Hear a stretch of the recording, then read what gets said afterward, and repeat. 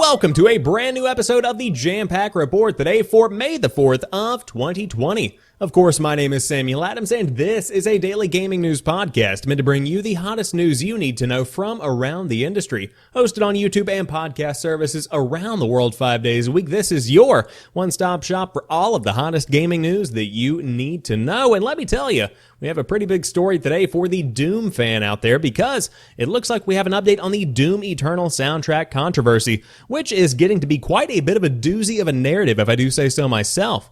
On top of that, we're talking about PewDiePie signing a brand new live streaming exclusivity agreement. We have Steam user statistics for VR adoption. EA is putting on a show in lieu of E3 and more. So without further ado, let's go ahead and dive into it.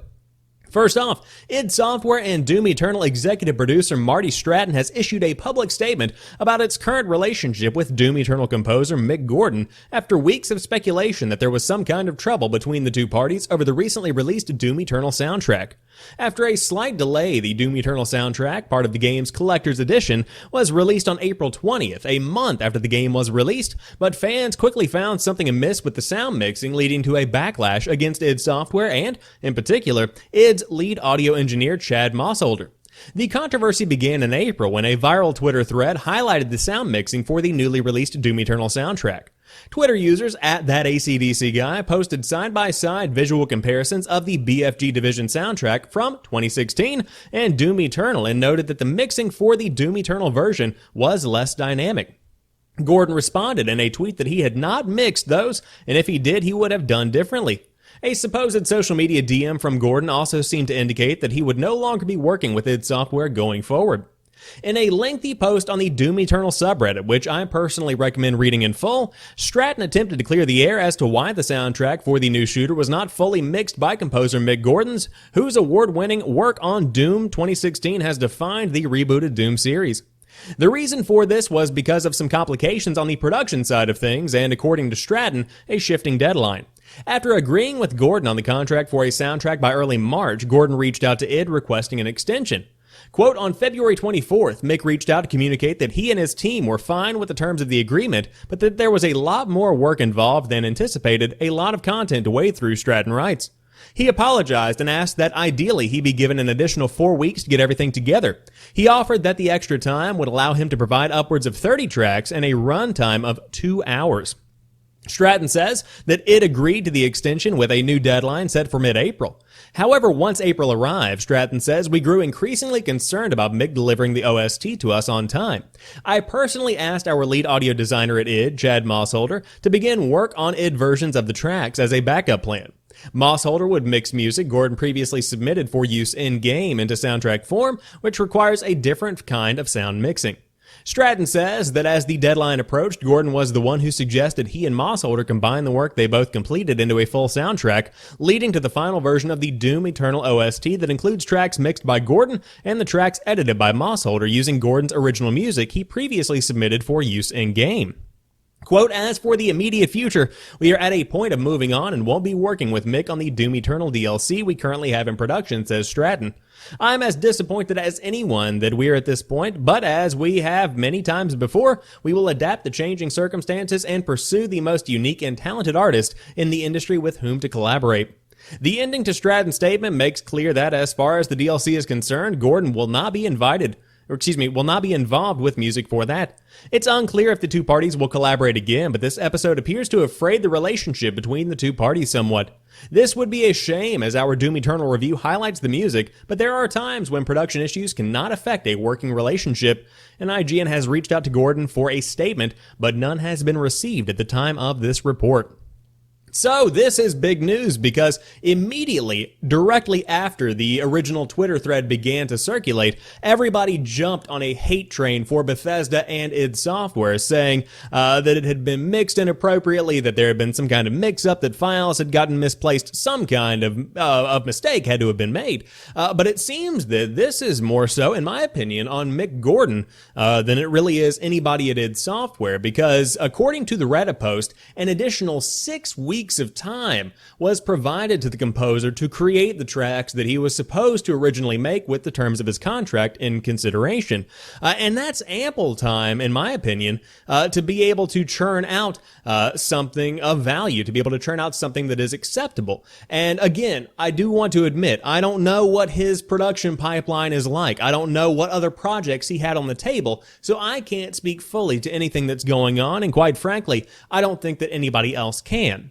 But the point of this story, the point of me telling you this, is that you never really know what's going on behind the scenes, so you can't directly blame any specific party until all of the pieces are out on the board, and right now, that's simply impossible, and we'll never know exactly what's going on behind the scenes, or what went on behind the scenes during the final months of the Doom Eternal production, because we simply weren't there, and we don't know exactly how everything went down. But it is worth pointing out that Doom Eternal soundtrack, although phenomenal, does lack in some specific parts. I must admit, it's not quite as much of a banger as the 2016 version, and it's a little bit disappointing in terms of the music fidelity. However, the game itself is still really good. Highly recommend checking it out. Even the music is quite fantastic, even if it isn't mixed appropriately in terms of how it was in 2016. But I did want to update that because it sounds like, although there are no current lawsuits in the works or no kind of law involvement, that things are getting a little bit dicey between the composer of Doom Eternal and the team at id Software. However, moving on, PewDiePie has signed an exclusive live streaming deal with YouTube, and he says goodbye to DLive. And with that, we also say goodbye to DLive because that platform is now D-dead, as I saw on Twitter. Ha ha! Felix Kjellberg, the YouTuber known as PewDiePie, has signed an exclusive live streaming deal with YouTube. The move comes almost exactly 1 year after Kjellberg announced he was streaming exclusively on DLive, a small blockchain-based live streaming site. According to the press release, Kjellberg is also excited to head back to his home pastures. Live streaming is something I'm focusing a lot on in 2020 and beyond, so to be able to partner with YouTube and be at the forefront of new product features is special and exciting for the future, he said. Kjellberg's acquisition is the latest big name joining YouTube for live streaming. Recently, the platform has been throwing its weight and money around to grab exclusive deals with streaming stars like Courage JD, Typical Gamer, and Valkyrie. Kjellberg's move was somewhat predictable. I only wonder how much the deal was worth. Obviously, YouTube is not the only platform sniping up streamers, with Mixer, Twitch, and Facebook getting into the game as well. Anyway, as always, if you have any details, please do not hesitate to get in touch with the Verge team. But this is not something that is directly shocking by any means. I'm curious as to how much money DLive lost on getting PewDiePie on board with the live streaming portion of his career. And for those that don't know, again, roughly about a year ago, DLive cropped up as this alternative to streaming on Twitch, Mixer, Facebook. It's a brand new platform that is based on blockchain technology. So essentially, at the same time as you are streaming, you can be earning money through blockchain. It's very complicated and convoluted, but it never really caught on. Although there is a community over there, and although people do stream, it's not something that is as popular by any means, even as Mixer, which holds a small piece of the pie, minuscule, like a bite of the pie, if you will. And so when it comes to PewDiePie getting back on board with YouTube, he still remains one of the biggest and most popular YouTubers to date, even through the controversies that have plagued his career over the past few years, many of which are of his own device. He has kind of sabotaged himself in a lot of different ways, and you see those sentiments held in the community, especially those that are vocal on social media. However, the guy is still a content powerhouse. He is still a social media giant, and so YouTube is simply in a good way to bring him back to their platform. They are simply making a very smart business decision, because if you have all of your content unified on one place and you're already very established as somewhat of a superstar in terms of content creation, then it simply makes YouTube the one-stop shop for PewDiePie content, and that's very valuable in the eyes of both, of course, Felix himself and in the eyes of Google and YouTube. But hey, if you want to watch some PewDiePie streams, by all means, you can dive in on his official YouTube channel. However, fewer than 2% of Steam users own VR headsets, despite the surge that followed Half-Life Alyx. Now, I was originally going to report on the fact that there are tons of VR headsets out there in the wild after the release of Half-Life Alyx, because they saw a huge uptick in acquisition, but it seems that's not enough to really turn the tide. Just 1.9% of Steam users now own VR headsets.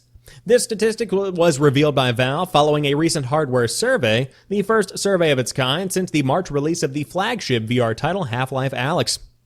This statistic represents the number of headsets connected to Steam over a particular month, which means while it's the closest we have to data on active VR users, it does not account for headsets which were connected but not actively used.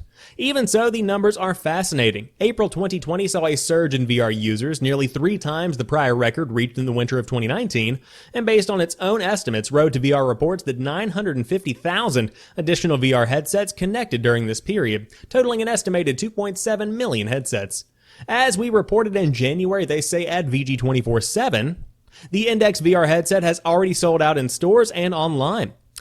While Index is not the only VR headset you can use to play Half-Life Alyx, Valve designed the game to work with a wide range of headsets. The increased demand was most likely driven squarely by the game. Half-Life Alyx was a critical hit when it launched 2 months ago, receiving a 5 out of 5 review from VG247, which wrote one of the reasons Valve never counted to 3 and gave us a proper sequel is the expectation that comes with it, Kirk wrote of the franchise. The series' core ideas have been refined and polished, and believable physics are no longer such a novelty in video games. Where is left for Half-Life to innovate? What? That was a weird way to say that. Where is left for Half-Life to innovate? It turns out Valve just needed new tech. It just needed VR, they say in their review. So, if you are a fan of VR, you look like you are not alone.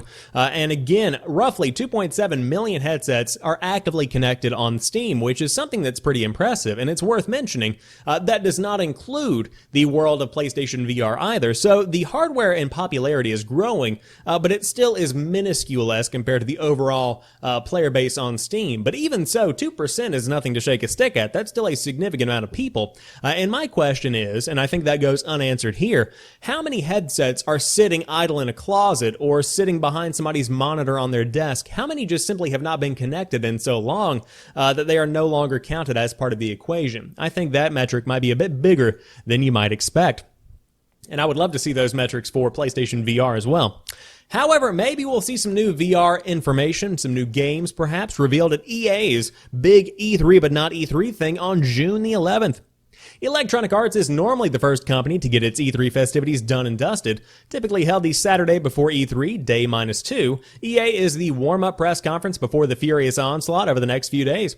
However, if this year were a normal year, the timing of EA's event would make it last. But as you know, as you and I both know, this is anything but a normal year. If you don't know, or you're watching in the future, or maybe the past, that would be neat. We are in the middle of a coronavirus pandemic, and events simply aren't happening. EA has since confirmed it is hosting another EA Play in June, this time an all-digital event that reflects the current all-digital lifestyle we live in. It's going to be held on June 11th at 4 p.m. Pacific time, and that is the Thursday that E3 was set to wrap, but E3 was canceled. Not much has been divulged as to EA's approach to this revamped EA Play. We are told to expect world premieres, news, and more, and that probably was always obvious. It's uncertain if EA will find ways to make good on the play part of the name, finding ways to replace the Hollywood demos for a digital showcase that's accessible for everyone. EA is already contributing to Jeff Keighley's Summer Game Fest, so adapting EA Play demos to an online format does not seem like much of a stretch. With E3 no longer in the picture, several companies have plans that are in flux. For instance, Nintendo and Bethesda are evidently not doing anything. Xbox is showcasing Xbox Series X gameplay this Thursday, and there may be an even bigger showcase closer to when E3 was scheduled. The inevitable PlayStation 5 event is a giant question mark that hangs over everyone's head, and EA's timing for EA Play is seemingly about the closest thing we are getting to the E3 that we are used to.